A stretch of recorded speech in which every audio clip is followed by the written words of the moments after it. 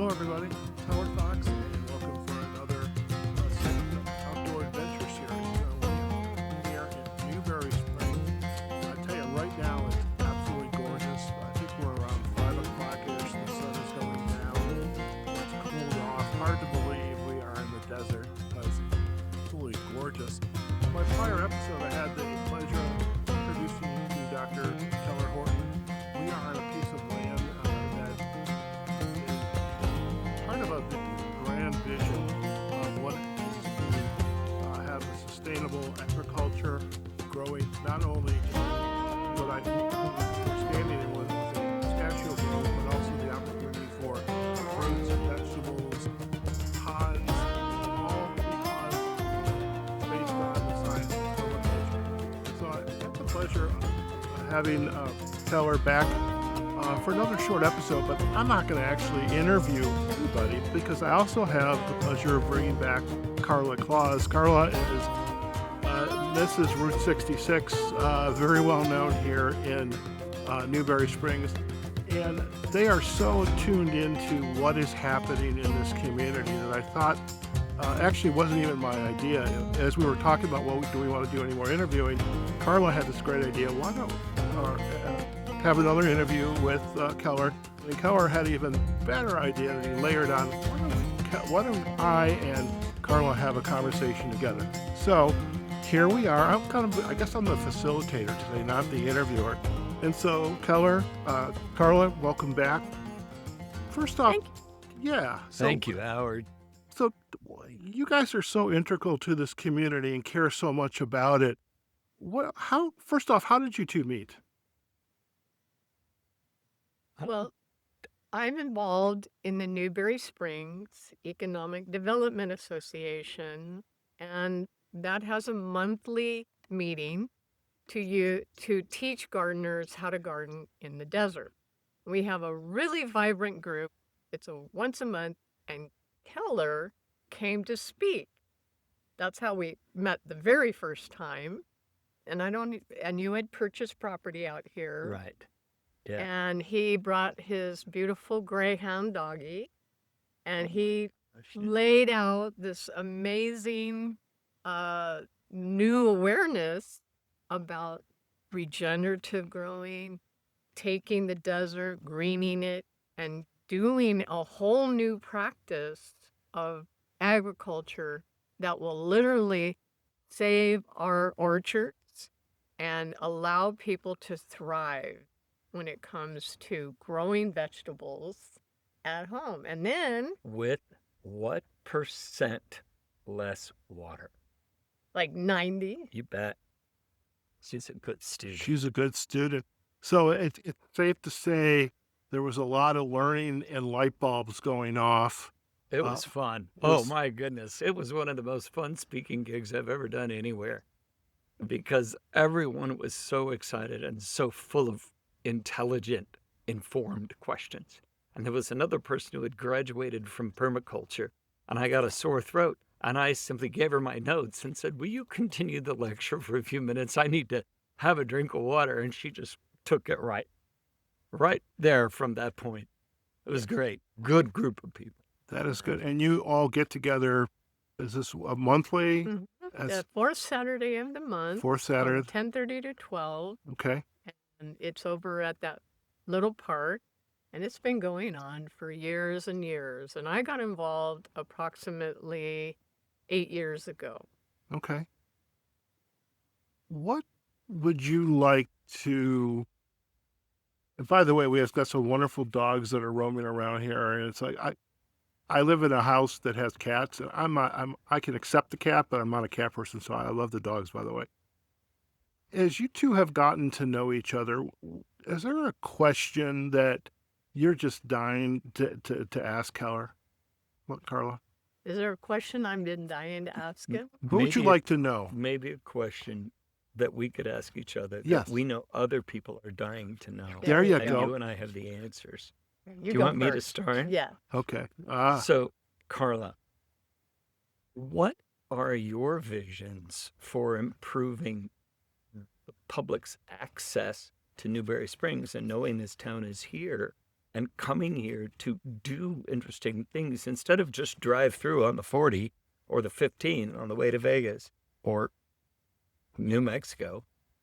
What are some of the things that you would like to see set up in this town that will help put Newberry Springs on the map and help people enjoy a local town in California?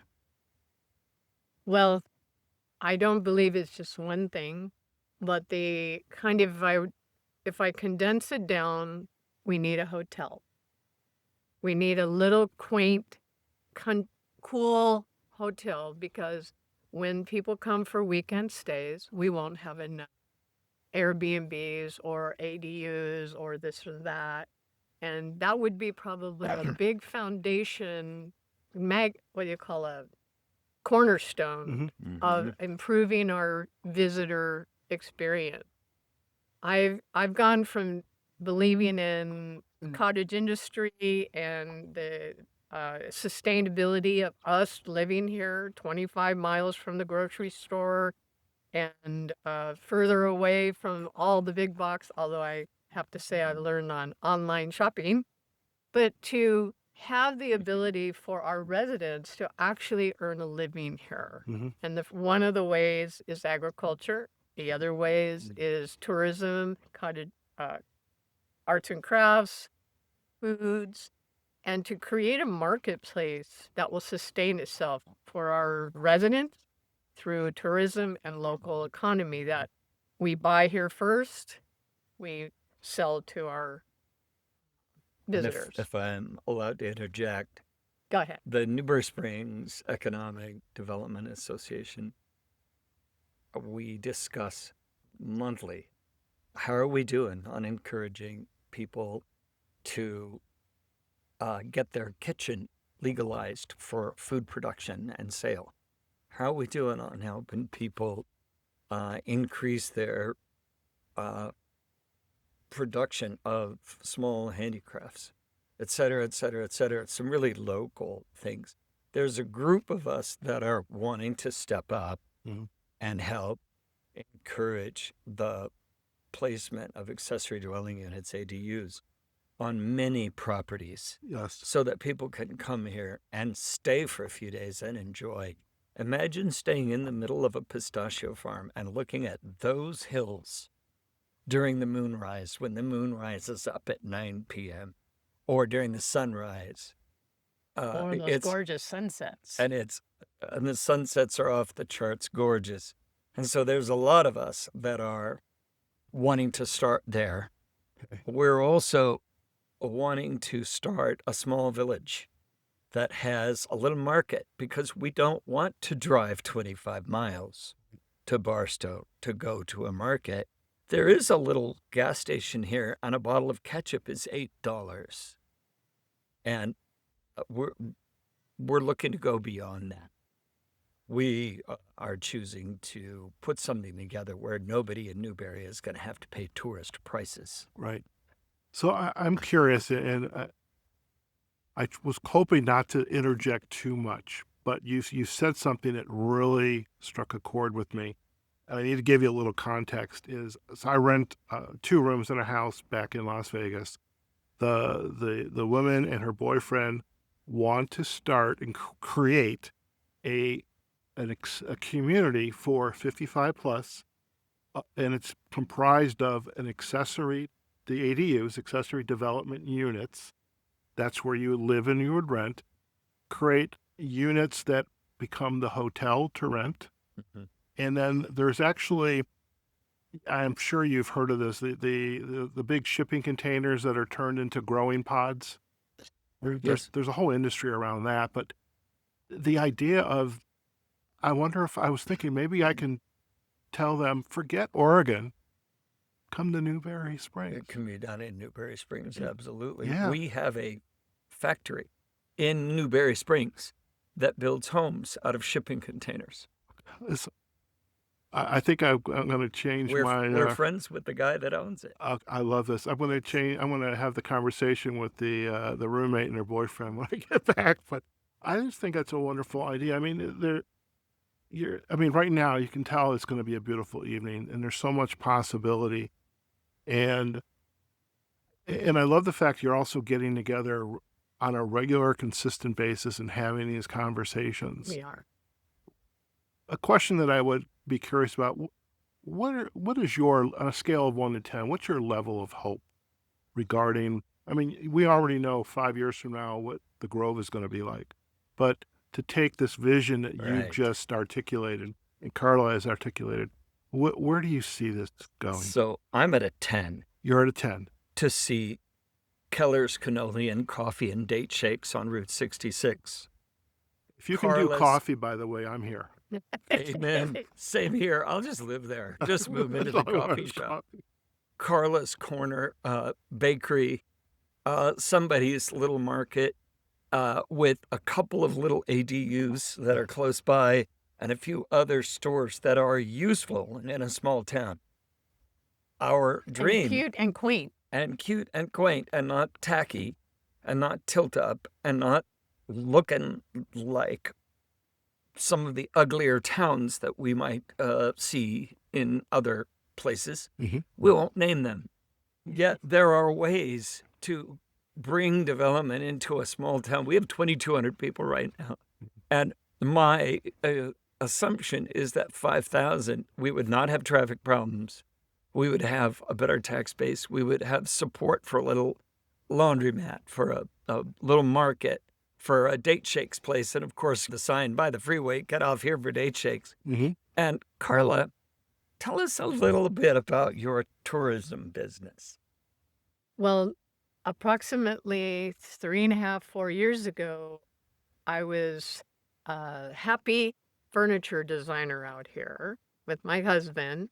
And I realized, what's really missing is to emulate some of the successful development in tourism here to create weekend stays, expand our ability to intertwine the amazing history here and the amazing beauty here and the quiet places. So I'm actually now a wedding aficionado, and you can get married at the back room of the barn right on Route 66. An officiator. Officiator. You perform weddings Yes. and marry people legally. And Right. so I wonder Hesse got married at You know, Elvis, I was right? I've never been married, and I was actually thinking, how cool would that be to have a Wonder Hussey style marriage? To say I've been married. You saw that video? Yes, I did. Oh, That wasn't wa- that fun? That was actually how I just right then and there, a Sunday afternoon, Sunday evening. I usually sit at my PC, watch YouTube videos, and just kind of chill before I Yes. go to bed. I saw Wonder Hussey had the Route 66. Route 66 had been on my mind, and there was Karla, and I thought, I'm going to reach out to Karla, and I literally did it that evening. That's great. No, Yeah. I have to say, you and I are the right demographic for watching Wonder Hussey videos. You know? Yes, we are. Yes, we are. So what I didn't know after living here for 15 years is that we have about 3,000 to 4,000 bighorn sheep in these mountains. Mm. We have petroglyphs, clusters throughout these mountains where the indigenous live. We have a prehistoric ceremonial cave right here. We have a what I call ghost town called Echo Ranch with a Mhm. 2-room jail Mm-hmm. and an old boarding house, which was a stagecoach stop and a Pony Express stop. And kind of, I always think back to my movies, some of those movies you saw where people were traveling around. Well, there wasn't any street lights, so you had to go from location to location. You had to rest your horses, rest your people, and get back on the road in the morning. And this was one of the locations that developed the town. Now, I'm even sure there was a hanging tree there. why was it such a great location to stop, to give your horses water? Why did somebody choose to set that up in Newberry Springs more than 130 years ago? What was the big attraction? Water. We had literally in this community, you could dig 12 feet, hit water. Mm. So we had, in a sense, not as dry of a desert then. We had a lot more of an oasis. We had the Mojave River running. And we also had old national trails, and that was one of the stops. And The it old just, Mormon Trail comes yeah, through comes through here. here. And we still have a significant presence of LDS folks in this entire valley. Sure. And the railroads both go through both sides of Newberry. And the Newberry River is about a quarter mile away from where we're sitting right now. Right. On my other parcel of land, my piece of land touches it. And there is an old dock, an old bait store, Oh, wow. an old tourist stay house there that in 1972 was still operating. And in 1973, the Water Authority built a dam and created a gorgeous lake halfway down the San Bernardino Mountains on this side, the desert side. Gorgeous place. Yet it was for the orchard owners in Apple Valley and Victorville. And they put their claims in first. And in the Western United States, you put your claim in first and you get the water.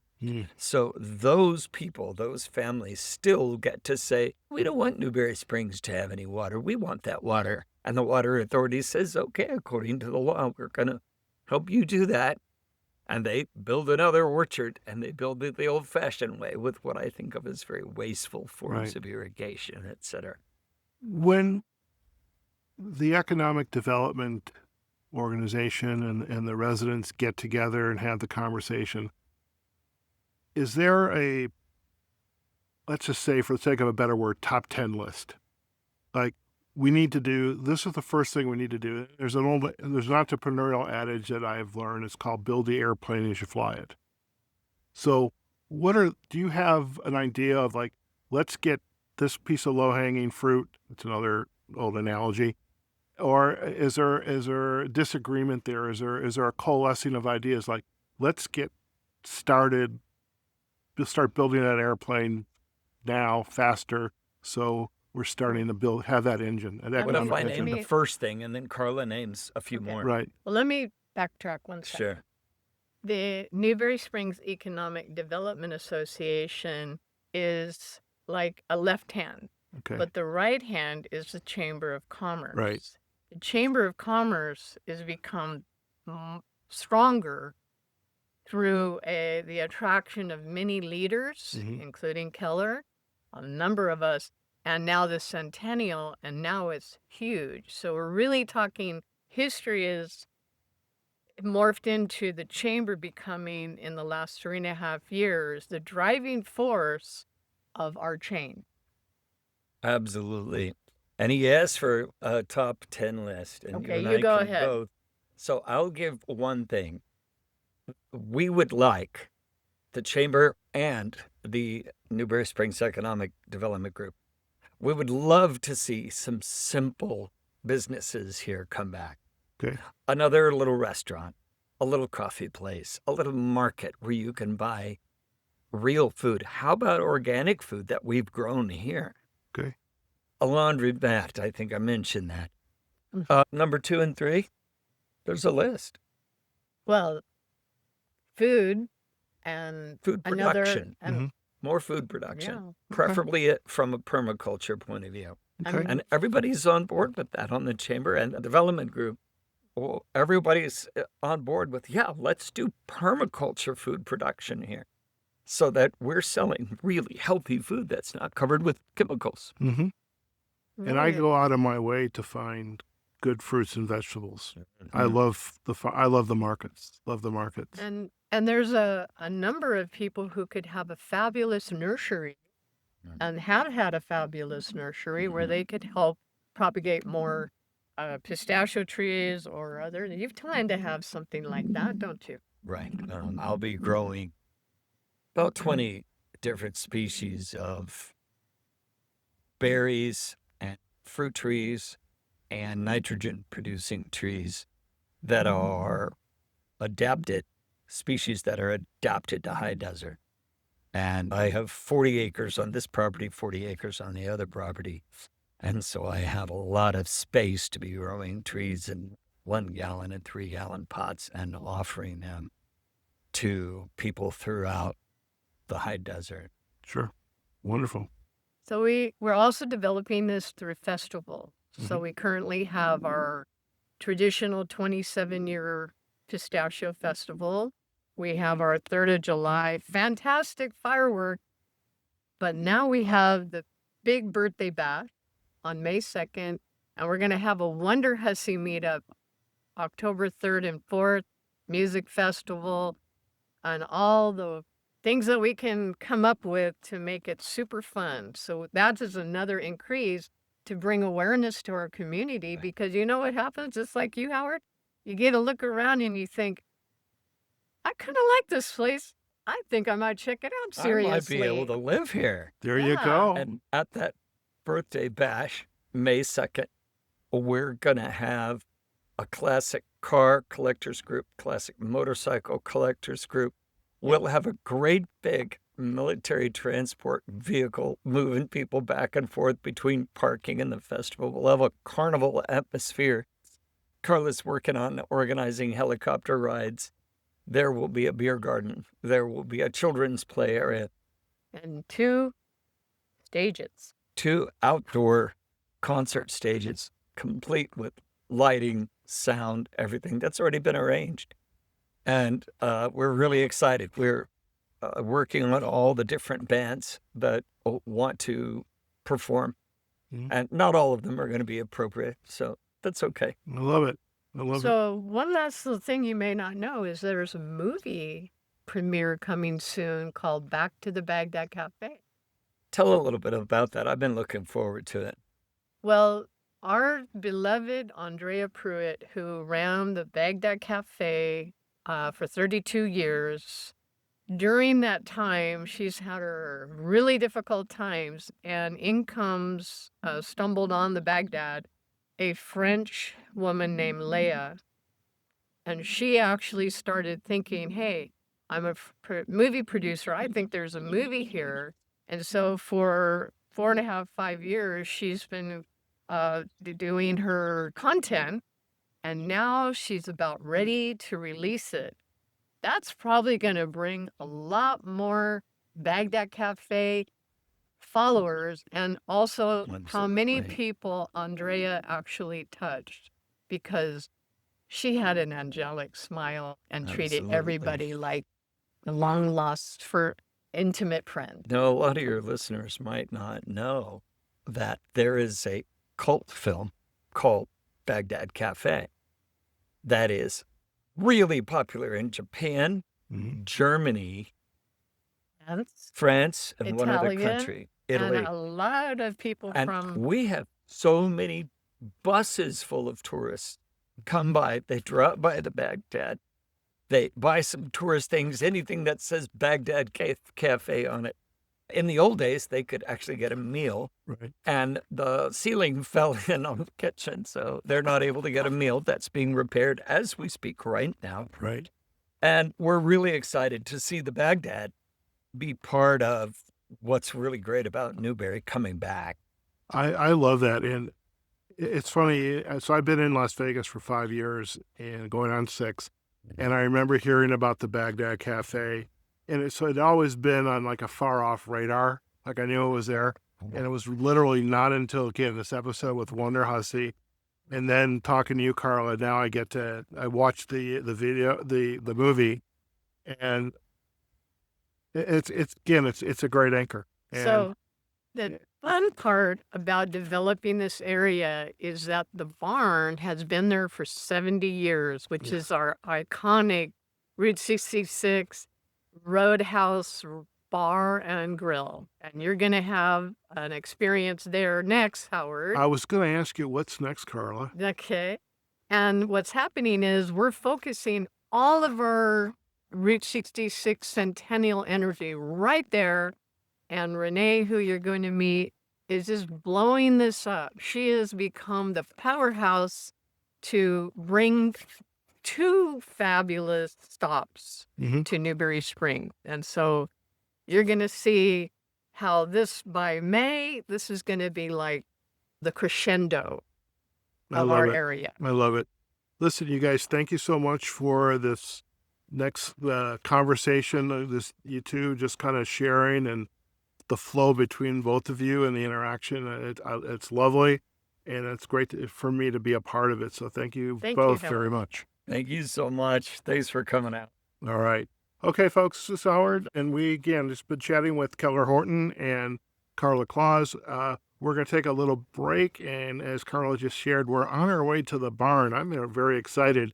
I don't think there's a marriage in my future, but one can dream or hope. But I hope you enjoyed this brief segment and just the kind of stream of consciousness and thought between Karla and Keller, and hope you enjoyed it, and we will look forward to sharing this with you, as well as any photos, again, in our show notes and links so you can hopefully come out to Newberry Springs in May for this wonderful birthday bash. All right, we'll see you on another episode here in beautiful Newberry Springs. Take care now.